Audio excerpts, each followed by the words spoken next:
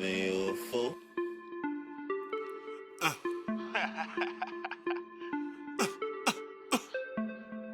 They know I'm the topic. Yeah, 2500. They heard I'm the topic. I keep them talking, my ears are open. I can hear what they saying. I'm feeling like Martin. I keep it stepping. I'm kicking knowledge like I'm putting out pans. Just X around and you can tell how I'm rocking. You'll get the message. I ain't sending out spam. The streets is talking and they know that I'm popping. I'm feeling like I got the word in my hand. They heard I'm the topic. I keep them talking, my ears are open. I can hear what they saying. I'm feeling like Martin. I keep it stepping. I'm kicking knowledge like I'm putting out pans. Just X Hey folks, welcome to this week's mental health matters segment of Truth and Heart with Doc. And so this week I'm going to talk about something that impacts a lot of families and a lot of kids who are part of these families, and that is divorce. And so divorce rates remain pretty consistent in our country.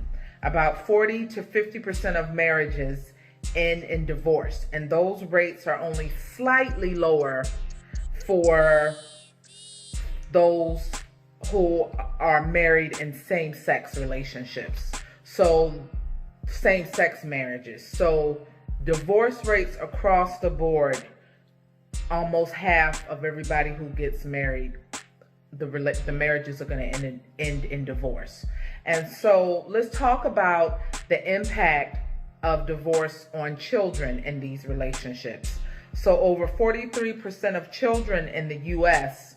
are being raised without their fathers. And so in some way, shape, or form, you're going to most likely have a relationship with the kid whose parents are divorced, whether or not it is directly as a parent, a grandparent, an aunt, an uncle, a godparent, cousin, an elder.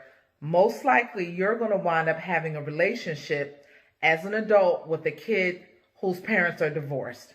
And so we talk so much about the gravity and about how big divorce is and the impact on children. I think it's fair to let's hear the perspective coming directly from a kid herself. And so this week I'd like to have, if we can, an age-appropriate conversation and hear from one kid's perspective, her thoughts about divorce. And so please join me in welcoming my daughter, Anissa. Say hi, Anissa. Hi. And so, Anissa, tell us how old you are and what grade you're in. I'm 13 in the 8th grade. And so, Anissa's father and I separated almost a month to the date after she turned 1, and our divorce was final about 2 months before she turned 2. And so for the majority of her life, her father and I have been divorced. And so, today let's just have a conversation as best as we can, hearing from her perspective about the issue of divorce and how her thoughts about it in her life. So, Anissa, tell us, are there any ways that divorce has affected you? Yes, there are obvious ways how it's affected me. One thing is that I have to pick where I want to go in the summer, whether I want to stay with my mom or my dad. And sometimes I have to miss out on things. Like if I stay with my mom, I miss out on spending time with my dad's family and family reunions. Or if I go with my dad, sometimes I have to miss out on spending time with my mom and her family and miss out on basketball. So sometimes it's hard to go back and forth between two households, between two families. Mm-hmm. Are there any other ways that you think divorce has affected you? Yes. Another thing is when it comes to holidays, in terms of Christmas and stuff like that. Sometimes it's hard for me to pick which parent I want to go to because sometimes I feel like I'm hurting their feelings. I don't really like to feel like that. Okay, so sometimes you feel stuck. You feel caught in the middle. Mm-hmm. And so what would you say to those parents who say that they are staying married for the sake of their kids? Because I could see some parents saying, that's why I don't want to divorce, because I don't want my kid to feel stuck, or I don't want him or her to feel like they have to choose. What would you say to those parents? I think you should put your needs first. You should just think about you first. Like if the relationship isn't healthy, you should get out of that relationship immediately. And then like you want to think about how it's going to affect your child. Like there are ways where you have to be willing to sacrifice some things, and you just have to become an adult, and you have to communicate with your partner. Like, I want this kid like Monday, Wednesday, Fridays. You can have them all the other days. And it's like a lot of sacrifices that you should make. But that's what comes with being an adult. And being a parent. Yes. So, Anissa, is it fair to say that, in your opinion, if a mommy or daddy is in a relationship that's not healthy or that's not safe, that if they get into a position that's safe and healthier for them, that their kid then will be in a position that's safe, right? When you're stable, it's really good for your kid. It's an example how you can go from one bad situation to a really good situation. So being able to step away from something that's not healthy, that you think speaks volumes and sets an even better example for your kid.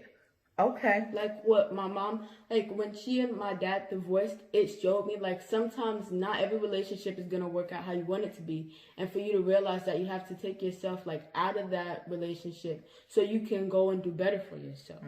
And so do you think that if a mom or dad does better for him or herself, they're able to do better for their kid? Yeah. Okay. And so what should moms and dads keep in mind when they are considering or thinking about a divorce when they have kids? Just remind your kid that you love them no matter what and that it's not their fault. And another thing you can do is just by doing that, by showing that, you can just like spend time with them. Like in the summer, you can go to like the fairs or like amusement parks like Hershey Park and just like forget about that relationship and just take time and spend time with your kid and show them that you still love them no matter what happens. So you think it's important for children to really feel like their parents love them? Yeah, don't just say it, show it. Like what my mom does in the morning. She comes in and she's like, "Oh, Lisa, I love you so." It's like 5:30 to 6 o'clock she does that. You'll be all right. Ever since she was a baby, I like to do something that's called nose. So I love her little button nose ever since she was a baby. And so that's just my time in the morning to really just kind of connect and bond with her differently in that way. But I think, Anissa, you bring up a good point as it relates to showing affection, your kids, right, really that you love them. I remember when you were younger, Anissa, like 5 or 6, you would ask me, do I still love you because I'm not married to your father anymore? What are some of the ways that you think parents can help their children not feel that way or not question their love for them just because they're not with their parent? Don't argue in front of your kids because sometimes that makes them a lot more confused than they already are. And you just have to remember, like, yeah, this is a tough time for you, but it's also like a big adjustment for your child. Okay. And so lastly, Anissa, are there any coping skills or strategies that you would recommend to other kids or teens to help them deal with their parents' divorce?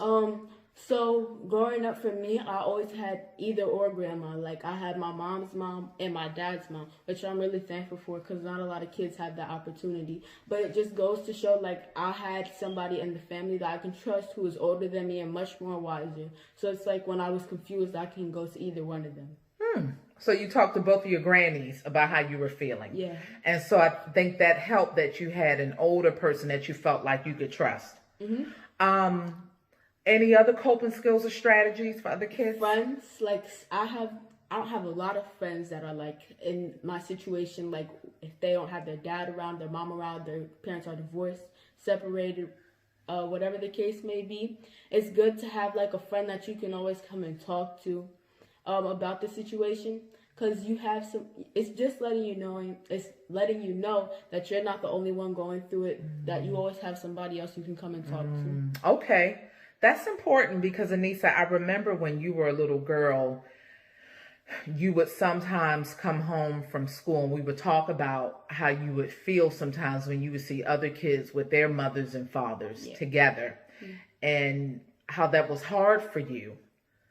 I don't know if it's still hard for you now. Maybe it is and you don't talk about it. Kind of.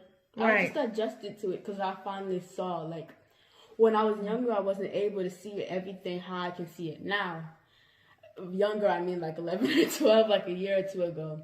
It's just like you start to expand in knowledge as you get older. Like, I'm actually getting a little more wise. And yeah. So, you know, with that said, there's some things that maybe will never go away. Yeah. Some feelings, but you just learn how to constantly cope and adjust. Like when I was younger, at my old school, they used to have a father-daughter dance. And like my dad, he lived like thousands of miles away. So what I would do is, like, my grandpa and my grandma would come up, but my grandpa would take me. And I still felt the love. And because they always kept reminding me that they loved me. And even though my dad wasn't able to come for most of them, he was able to come for one, which was really fun. He did. I remember that. It was really fun. So it sounds like more than anything, when moms and dads are thinking about divorcing or separating, they need to remain as flexible. Oh, and make sure you have a role model. Like, if you're a role model for your kid, like if you're a mom and you're divorced, of course you're going to be divorcing each other, but like if you're a single mom, it's important that like you have another male figure that you can trust to help like give your child still both of the worlds. Or like if you're a father and you're being a single father, you make sure that if you have your mom, make sure that your mom's around the kids so they're still getting like both genders and stuff. That's important, huh? Yeah. To have that balance. And there we have it, folks. She was both to me, by the way. She taught me both. But you also had your poppy, you had your uncle, Yeah. right? And she was there the most. And I know. She put on her big girl panties and was my mom and dad. So here we have it, folks. As best as you can, one parent and child example. The double duo. One example of a conversation. Hopefully what we've discussed you'll find something helpful to help you manage this transition that sounds like it's ongoing in different ways for your child as they grow and as they mature. And some things I still don't understand, but I'm not always gonna understand everything, but over time some things will start to click. And I think you said a mouthful. Some things you're not going to understand, and learning how to cope with that. Because some things are just mommy and daddy business, and it's just it's mom and dad stuff. And so, okay, folks, hopefully what we talked about today you'll find helpful.